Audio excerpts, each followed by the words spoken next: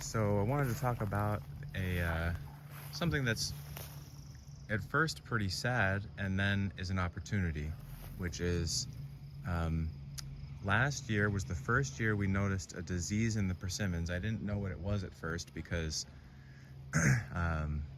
they've never had any problems before, and I believe it's anthracnose. So you will see first these black dots on the leaves, and then as it gets worse you start to see leaves drop. So it'll be windy and leaves will drop off like this. You can see the vegetative buds are going to wake up on that one and resprout. And then as you progress towards even worse, the lesions start to appear on the stem like this. And then one step worse, the stem dies and breaks. And then even worse than that, it looks like you can see these little crooks there and all these dead stems, and this branch might actually die. And I had one last year where the branch died and I cut it off. All of this did come in on scion wood, so that's sort of a bummer. But honestly, it's been a really good blessing in disguise. Last year, I realized that if I wanted these persimmons to produce really good crops without any inputs, which I have not put into this field other than mulch in the beginning, I needed to really amplify the diversity. So I put in these 2 rows in between. There's a lot of diversity in there. I've covered that in another video. Pretty much just lots of plant families, lots of trees. So there's a row here and another one in between those 2 rows of persimmons. And then this year I planted again more of lots of different kinds of things in the persimmon rows. So now trying to readjust this to a more stratified syntropic model. Last year I put those rows in, and now I've put the emergent, the poplar between each persimmon.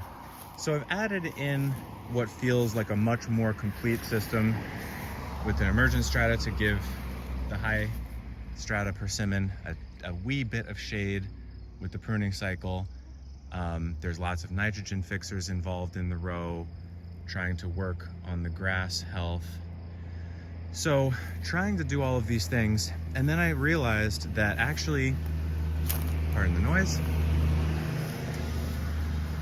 it's almost as though the persimmon's disease is a major factor in getting these new elements snuck into the system, as it were. So this is facing up south, and that crown is so thinned out now that it'll give a chance to this poplar to jump up. The lower strata stuff will be able to get enough light to really get an establishment. So, if these were full canopy, healthy trees, it actually would be very tough or dubious to kind of retroactively plant these things in and get that diversity because the trees are old enough. So I also pruned heavily over the winter. Most of the trees, like here you can see the leader was removed out of this one. The big leader was removed out of this one. So, those trees were taken down 10, 12 feet. This one, it's a little bit hard to see from that angle. Here you can see pruned back to a strong lateral. All of them were topped that way. So it could have probably been a little bit heavier, but I didn't know if the disease was going to come back like it did this year, or like it did last year. So it did in an even stronger way. So I'm playing the long game here. There's enough diversity in here now that, if the persimmons recover, then they'll be in a full system. And if the persimmons don't recover, that will be kind of devastating to me because I love persimmons and these are the oldest trees that I planted at this property.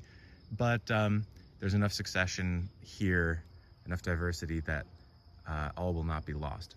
I don't think that they're going to die from anthracnose. I think they're going to have some bad years, and you can already see the vigor of the new shoots coming out of the pruning is a completely different growth than, you know, the stuff here at the end of these older branches.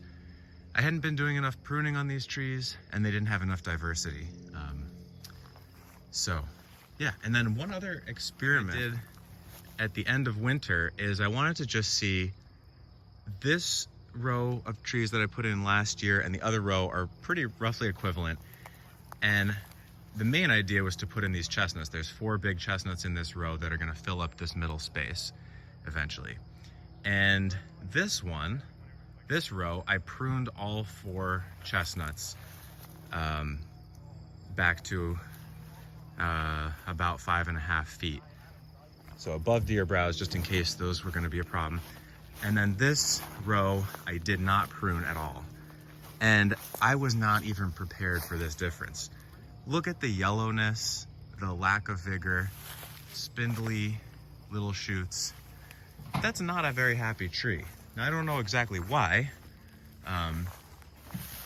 Got healthy, happy amorpha. The peach looks a little bit nitrogen hungry.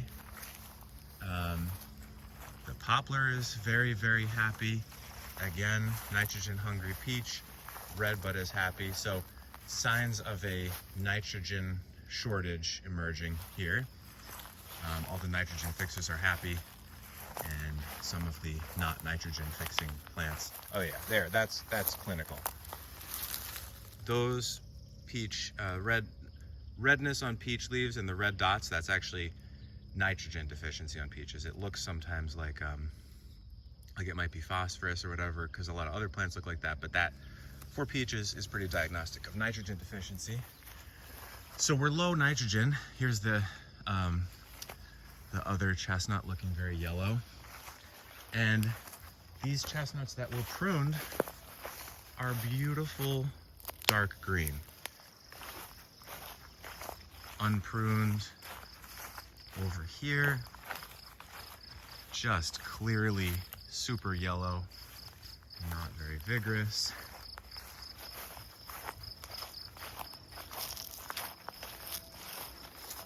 Healthy, thick stems, green, and might as well finish off the row. Yellow.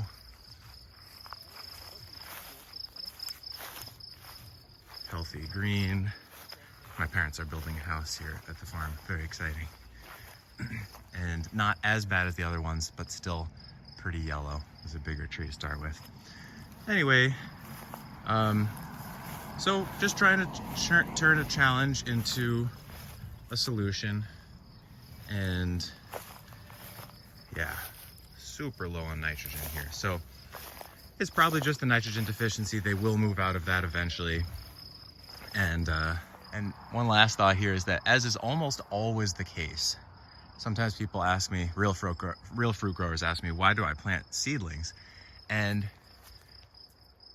this tree is not only not too bothered by the anthracnose, but is going to fruit this year again as it did last year. It's a light crop on there, admittedly, but the very clear pattern is that the seedlings have much more vigor in the face of the disease, and almost all the grafted varieties are having a lot more trouble. And it came in on a grafted variety, and here's a proc not looking so hot. Basically almost gonna be no fruit on there. So that's kind of the deal, is more often than not, the grafted varieties have been selected to put their energy into these big, sweet, perfect, luscious fruits, And that energy came from somewhere, and usually it came from disease resistance and vigor somewhere else. It's not always the case, but that's a very general pattern I see a lot. So the long-term improvement of nitrogen fixers, seeded a lot of clovers. They're coming back in here. I ripped through here. Each of these grassy alleyways I ripped and seeded in clovers and more vigorous grasses. So hopefully we'll see more biomass, we'll see more photosynthesis in the whole field, we'll see more diversity of roots, and we shall see if that solves the problem of this disease on the persimmons. To summarize with one final point, something that keeps coming up for me a lot with the pest and diseases kind of situation is the main issue that seems to cause all pest and disease problems is a lack of photosynthesis, lack of carbon in the system. So the pest, the disease is, one thing we always try to do is to figure out what's the function of the pest or disease, not just to say it's bad, it's killing the thing that I want to grow. What's it trying to do? In this case, that interpretation, I would say it's dropping some leaves, which means the understory is going to get more juice, which means you're going to get more diversity and more growth from trees other than the persimmon. So it's favoring the increase in diversity and complexity of the system that way, because I was just mowing grass under here for a few years after we transitioned out of vegetables. So that's one thing. And this particular fungus is knocking off some of the fruit, a lot of the fruit, which means that the trees are not going to put as much carbon into the fruit, which would be eaten by an animal and leave the system. Instead, whatever photosynthesis they do, a higher proportion of the photosynthesis that they're doing is going to stay in the soil in the form of exudates, biomass that's dropping here. The fungus is saying, don't export carbon in fruit form away from here, feed the soil instead. So that fungus, by defoliating and reducing the fruit load, is probably not going to kill any but the weakest persimmon trees, and it's going to eventually, if natural succession is occurring, result in a healthier system in total, with more photosynthesis, more diversity. And so that's the other way of looking at what the pest and diseases are doing, and it makes you want to work with them. So piggyback on what they're doing and sneak the diversity in.